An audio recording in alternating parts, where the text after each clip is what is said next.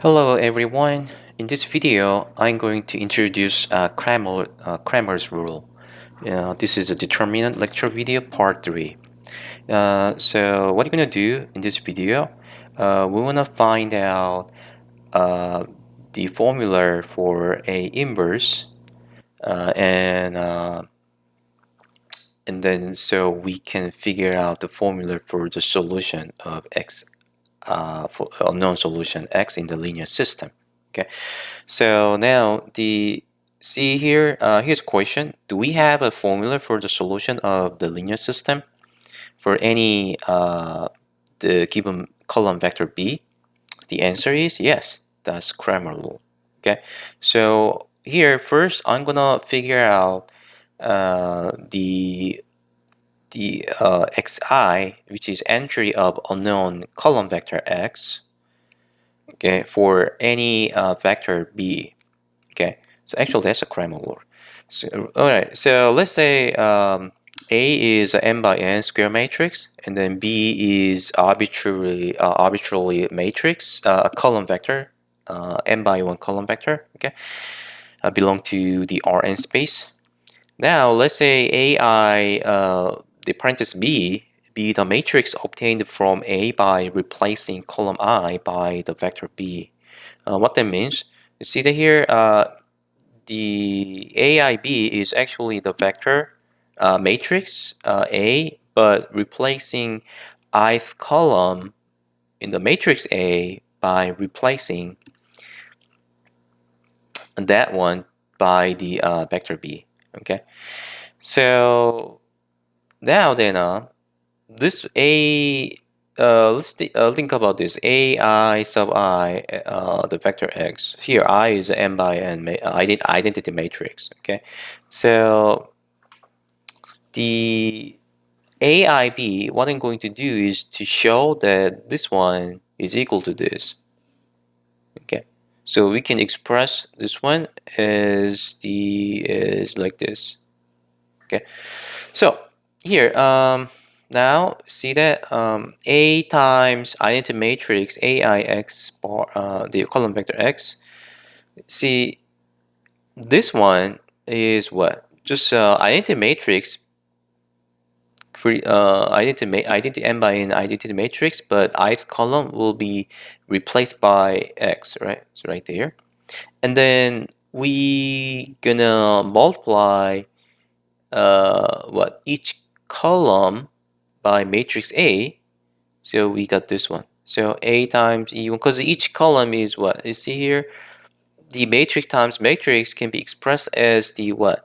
The left matrix times the column on the right in the right matrix, right? So A times E1 through the A times X, and then through the A times E sub n. But A times E sub 1 is what? Just A1, right? And the A times E sub 2 is what? A2. Through the A times En is A sub n. Okay, but the ith column is A times X. But A times X is what? B. See, here in the linear system, AX equals B. So this one is nothing but B. Okay, but so that's why this is C exactly same as the AI parenthesis B, right? And then by the multiplicative property of determinant, what that means, determinant of A times B is equal to determinant A times determinant of B. Okay, so that's the multiplicative property of determinant. So we're gonna find the determinant of this guy and then this guy. But since this is equal to this, the determinant this one must be equal to determinant of this one, right? All right, so now the determinant A times, then by the multiplicative property of determinant, the left-hand determinant on the left-hand side can be expressed as determinant A times determinant of the identity matrix I sub I parenthesis X, right? And then this one, actually, it turns out that this one is just xi, is a real number. Why? Because determine using the cofactor expansion of that matrix. Okay, then we gonna pick the first column, and then we find the determinant of that submatrix. Okay, to find out determine that sum matrix, we pick the that column again. By doing that, we got this one, right? So that we have find out determine that sum matrix. Then we choose the first row instead of first column, because the from first to up to the I minus 1th column, the first column has is the column that has contains most zeros, right? So actually, except for the diagonal entry, uh, all of the entry below the diagonal entry is 0. So that's why I choose the first column to apply the cofactor expansion, right? So, but in the ith column, we got that we have to find out the determine that sum matrix. Then we apply the first cofactor expansion in the first row, because first row has the let's look at this. Except for first column, the first entry, all the entry is 0, right? So that's why I apply the cofactor expansion to the first row. Then you see that here, the next one is what? Just we find the determinant of that sum matrix, but this is identity matrix. Determinant of identity matrix for any size should be 0, should be 1. So this is 1, right? So then determinant of the I sub I parenthesis x is equal to what? 1 times 1 times 1 times through the what? 1 times and the xi times 1. So which is x of I. Thus, determinant of A times this guy, but this is turns out to be x sub I, right? Is equal to determinant of A times xi, which is determinant of A sub I and B. Now, you see here, we express this, we isolate xi, then we got this one. So that's the formula, that's the Cramer rule, and that's the formula for the solution of the linear system Ax equals B. Now you see example, determine the values of S for which the system has unique solution of that system. Okay, for this system, we want to figure out whether or not the system has unique solution. So where that system comes from, actually, as application, this one comes from the system of differential equation. For given system of differential equation, and then using the Laplace transform, and then we pretty much convert that system to the system of algebraic equations. Okay, so theoretically we transform the solution space. Okay, but that's pretty much behind of this this video, so I'm not going to go over that one in detail. Okay. But so then now rewrite it as a matrix form. This is a system of algebraic equations, assuming that the algebraic equation is a linear equation. Then we can rewrite that system as a matrix form. And then we solve this system using the Cramer rule, or you can use Gauss elimination or factorizations, QR factorization, or the other factorizations, ALU factorizations. Okay, or you just simply find the A inverse if A is invertible and the A is a maybe 2 by 2 matrix. Okay, but here I'm going to use Cramer rule. Okay, so so rewrite this one as a matrix form. Then A is this one, 3s minus 2 minus 6s. Okay, and then what are you going to do? You see, to apply Cramer rule, we're going to find that we need to find out determinant of this matrix, right? I goes 1 through I is 1 and 2, right? Okay, so since the A is a 2 by 2 matrix, you can just apply the formula. A inverse is 1 over determinant A times the matrix B minus excuse me, B and D and minus B and minus C and A, right? But let me use the Cramer rule because this is for practicing. So now then A1B gonna be what? Replacing the first C column by B. So we got 4, 1 in first column, and A2 parenthesis B is to get this one, we replace the second column by B, so we got this one. Now we find out determinant of A, which is this. So the system has a unique solution if and only if S is not equal to plus minus 2. If S is plus minus 2, that means A is not invertible, right? So that doesn't make sense, okay? So then system not gonna have, won't have the unique solution. Okay, so that's why S is not equal to, should not be plus minus 2. So for such an S, the solution is this. Okay, I just apply the Cramer rule, we got this one. Okay, so now then formula for A inverse. So we're gonna extend the Cramer rule to get formula for A inverse. Let's say B is EJ. Okay, so it means that this is the basic the basis column. Okay, so jth column, jth row is 1, except for all the entry is going to be 0 except for jth row. Okay, and the A is n by n invertible matrix.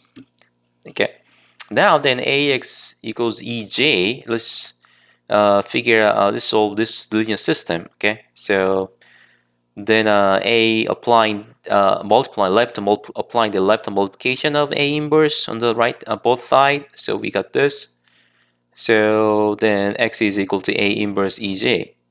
Now we using the Cramer rule, let's figure out x1 through xn. Okay. So by the way, here I just use the A to the -1. That doesn't mean that 1 over A sub 1j. Okay, so exponent -1 means the the entry of inverse. So this is entry of A inverse. Okay. So now the A sub 1, excuse me.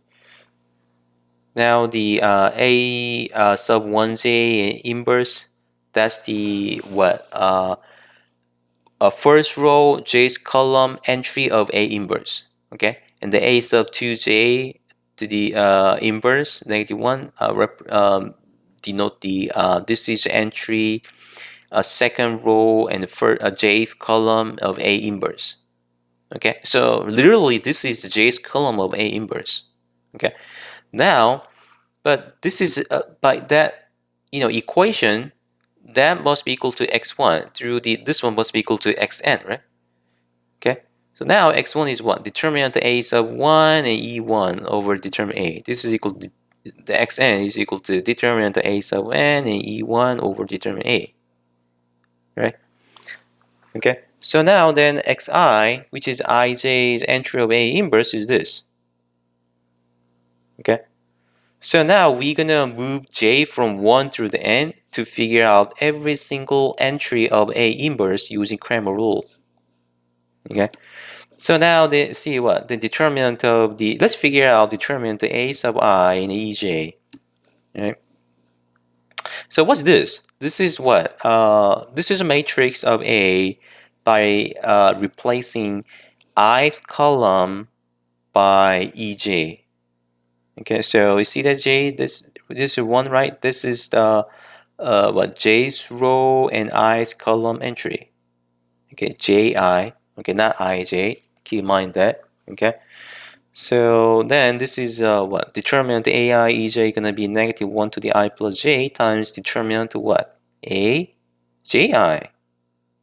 Okay, you see that? So what does that mean here? J, I told you J is what? Index of row, and the I is the index of column right there of 1, right? Okay, so we pick this one. Okay. Okay. So now then we just gonna use, we pick the that ith column to apply the cofactor expansion to find the determinant of this matrix. That matrix, I mean. Okay. Why? Because in this column, that entry is the only entry, entry which is non-zero, has non-zero value, right? So then applying the cofactor expansion in that column, okay. Then what we got well, we have to find out determinant of the sum matrix A sub ji, not ij, because this is j's row and this is i's column. That's why the ij is just switched. Okay, that right here. So AJI denote the submatrix of A formed by deleting row J and then column I. Okay. So now then is CJI, right? So XI can be rewritten as the CJI over determinant A right there. Okay. Now then, so A inverse, okay, so now can be expressed as A inverse E1. I mean, A inverse can be expressed as the list of column from first to the nth column, right? First to the nth column like this, but each column can be expressed as the A inverse times the basis column vector E1 through the En. Okay, but each one is equal to the x sub 1, x sub 2 through the x sub n. So these are actually what? Solution factor of the linear system. Ax1 is equal to E1, and this is Axj equals Ej, and this is equal to Axn equals En, right? But we know the formula of the each what? The solution vector. The entry of the each solution vector can be expressed as like this. Right? You see that? So now then applying this formula into each columns, then we got this one. Okay, is here the thing is this. This is what? The first row and the second column, right? Entry, right? But look at the subscript. It's not 1 2 but 2 1 because of CJI. Okay. So note that the subscripts on CJI are the reverse of IJ. So the first row, second column entry is what? Not C12 but C21. Okay. So what's the CJI? What is CJI? CJI is a